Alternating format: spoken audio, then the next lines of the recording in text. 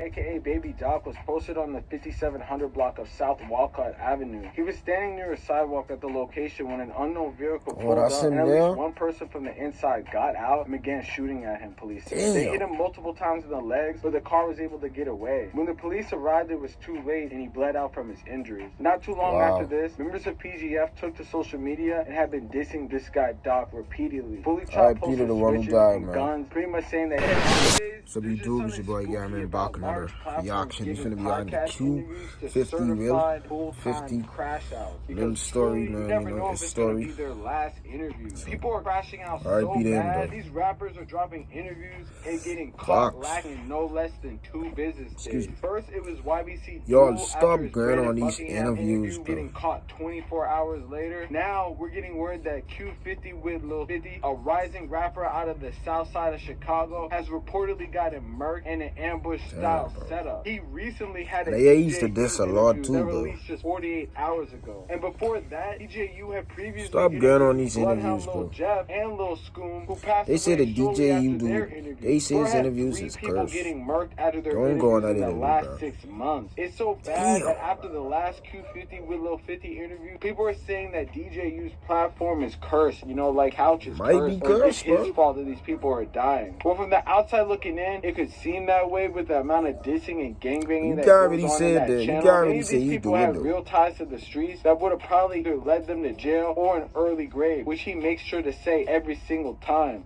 And according to what I see online, y'all live in the street life, okay?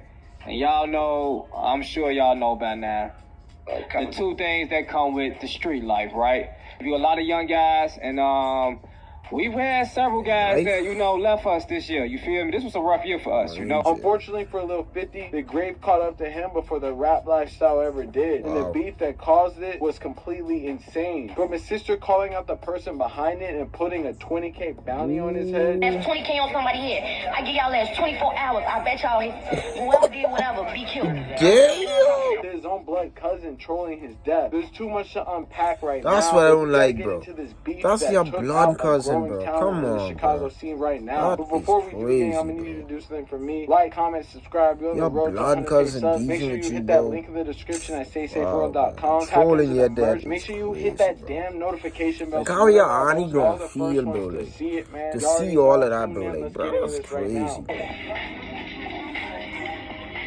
I know if you're a fan of drill music, you probably accidentally came across Q50 when searching through YouTube, you know, looking for Bloodhound Q50 videos. That's exactly how I found dude, along with another rapper from his area named Fully Chopped ×2. But they honestly have been running up a lot of views in a short period of time. You know those YN memes that have been going around talking about POV, a YN pulls up on you with a switch. Yeah, this is the real life version of that. These YNs are crazy and they're mad young. And it seems that people have been accusing them of trying to cosplay as Bloodhound Lil Jeff and Bloodhound Q50 for the longest. If those are who you look up to, you know off a rip your life is ultimately cooked. However, they didn't just. That's who you look up to, boy. Your life is cooked. It was something boy, y'all niggas know who Q50 is, bro. He is a real probably heard of. Lil 50 is a member of the notorious gang of Black P Stones from the West Inglewood area called PGF. That nigga have 11 bodies, so you know. Beloved member Psycho that nigga ready tell y'all if y'all ain't get 2 bodies, y'all ain't no real killer.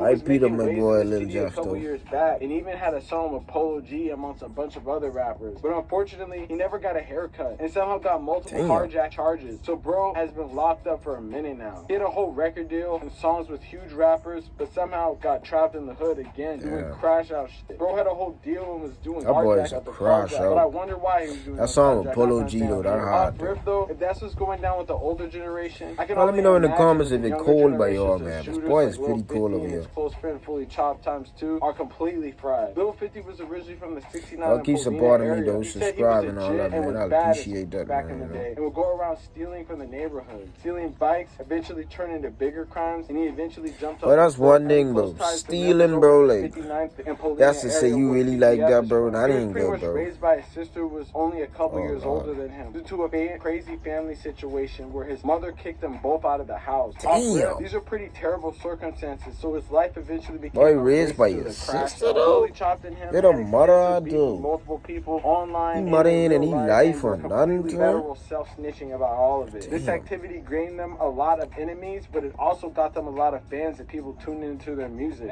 So I ain't tuning into it. That's one thing. I ain't tuning into Ultimately, nobody's that's the music, same type of stuff that especially, you will kill know. you. So we got to get into how everything went I down already right listen now to in his chapter music, 2. though. I hear the beef that news, though. caused all this. I had to react to one of these stories down. I don't know if these I want dudes to are see trying to everybody be input. Bloodhound Lil Jeff or Everyone King have a Von, but different the type of opinion on shit the they would put situation. into So that's why I detail reacted in the to internet was this insane. video, There you were see. so many So people that were trying to end these dudes just based off the controversy that they were getting they into. diss a That it lot could have too, been but anyone. Imagine beefing with your own blood cousin to the point where nah, I your cousin can't is do straight that. dissing you after you get killed. This is apparently what happened to Lil 50 after his supposed cousin Lil Speedy came out and dissed him after he died. Apparently, their relationship was strained after Lil 50 stole Lil Speedy's pipe, and apparently Lil Speedy is tied in with Drill City on something like that, or the younger members of that. On top of this, Fully Chopped even pretty much admitting to shooting Lil Speedy's house a couple months ago. Bro, dudes be really moving like they don't enjoy their freedom, so it's not surprising when crazy shit happens. I'm never gonna get over that. While that seems like an altercation that was already crazy, there's an even darker beef that apparently claimed the lives of several other people that many people point out could have had something to do with the death of Lil 50. One of the most aggressive beefs that spread its way online is a crash out internet beef that PGF had with another set in the South Side area called 147. 147 is a group emerging out of the back of the yard neighborhood of the South Side. They have a buzzing rapper named Glock Boy Bobo who was starting to recently make waves until he was arrested for several armed robberies. That's a grown man. Pause. Music talks about armed robberies to the fullest, so I guess are you beefing with kids, bro? Like, armed robberies, but he pretty oh much my got cooked. While he's on the older what the side, kids like is 27, crazy, 28, it seems that the younger members of 147 have been caught in a brutal war with the younger members of PGF. Bro, beefing with the kids is crazy. Black Boy Bobo getting killed. You see, Black Boy Bobo had a close friend named Murdoch who allegedly had his body on some Ted Bundy type shit. Murdoch was killed in a revenge shooting back in 2022 when he was out walking his dog. However, his younger brother, Baby Drake, aka Baby Doc, had close ties to the gang and 147 in general. However, things went too far one day, a couple months ago, and the relationship between these two gangs would forever get even worse. It's not really sure what caused the beef with PGF, but it seems like due to the close proximity of these gangs, they've been beefing for a number of years. See, I didn't even know this. And all type of things.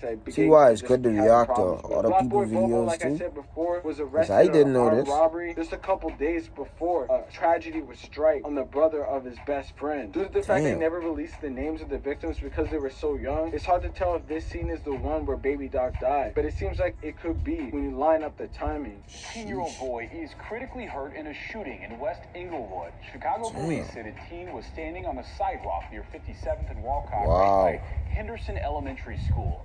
Police said he died in front of a primary school, bro.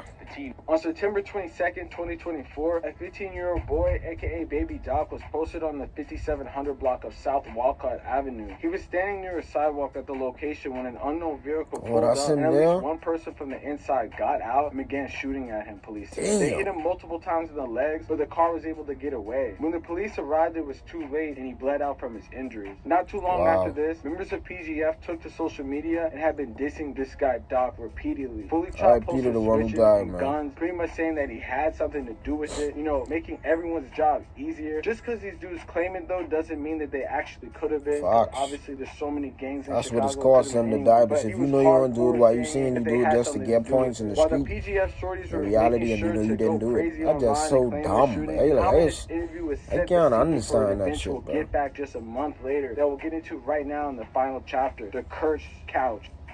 Damn, nigga said a cursed couch. Got a crazy record. 3 people getting killed after his interviews with him in 6 months. Now, is that because he wasn't going out interviews? With his platform, or is that because I don't care how much money you paying me, son. I ain't getting on it. That's at the end of the day, that interview cursed. That chill. It's a very nuanced argument, honestly. DJU 2 days ago posted an interview with Fully Chopped ×2 and Lil 50. And people were not cool with it. In the interview, bro literally says like, "Yo, shouldn't y'all be in school?" But he continues interviewing them. Honestly, kind of crazy, but I guess it's better he's giving them a platform instead of having them do crash out shit to get noticed. He tried to give a you're either gonna die or go to jail if you stay in the street. And they totally didn't even listen, bro. They were on their phones, real YN activity. One thing I did notice though is they all took the time that they could to diss every op that they had. They even ended the interview on that note, basically saying, the Opps. Lil 50 was saying he sweeps the streets and takes out the trash, pretty much implying that they're really about it. It's crazy though, but people are going to be forever saying that he got killed. But the thing is, people though, after he died, or everybody feel bad. You can't feel bad, bro. Sure to say stay he was safe. dissing people, you bro. had to give him a little warning, but just 48 hours later, DJ would be posting a condolence message because a crazily eerie shooting would take out Lil 50 just yesterday.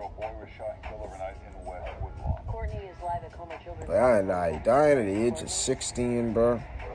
That's a blow for your family, bro. But don't you know, I think they say he was in his mummy life, bro. Still, bro. Them dogs need to be quiet, bro.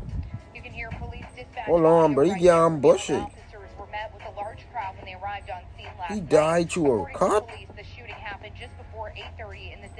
Apparently sometime between the interview and now, he would get into it with his cousin Lil Speedy. Many people believe that he dropped his pin to confront his cousin, but somehow, some way, the Opps found his location. They think that he could have given it to them. At around 8:24 p.m. on October 22nd, shots would ring out in a dark alley in the 6600 block of South Chaplin Avenue in the West Woodlawn neighborhood. Lil 50 was discovered by witnesses laying in the alley after the shot. They called the police and attempted to revive him, but unfortunately, shortly after, he succumbed to his injuries and had multiple gunshot wounds. Lil Speedy would pretty much troll like crazy on his story and pretty much just have his sister looking crazy, which led to that video that I showed you before where his sister said that we put in 30K on these people's heads, 20K on the person who did this and 30K on Speedy. And this is just going to continue the vicious cycle that we already know in Chicago. There's so many gangs in the city and there's so many shootings because you see how massive this city is. On your cousin, it's even hard to keep track of the stuff that even happened because there's so many people dying. It's like a real war zone going on right now, and people are just trying to keep the score and run it up. And they honestly did have a promising career. They were making hundreds of thousands of views, and they were mad young and still in school. They could have made something better for themselves, but they didn't have the people around them to teach them the ways to go. And you see how their families are already broken from the jump. So it's like, really, what type of other solutions do you really see them having? It's already cooked at this point. The only way that it's going to have someone learn is maybe if they take this lesson of their homie dying and try to do something different. But at the end of the day, it's kind of hard to expect that when this is all you see on a non-stop basis, man. It's crazy, but hopefully they figure that stuff out, and hopefully, you know, DJ's couch isn't really haunted and no one else dies, but I wouldn't be surprised because everyone he interviews is pretty much a crash out. So what more did you really expect, man? Hey, let me know in the comments what y'all think. Real say shit. You already know what's going on, man. Like, comment, subscribe. This should just motivate y'all niggas to stay in the crib, bro.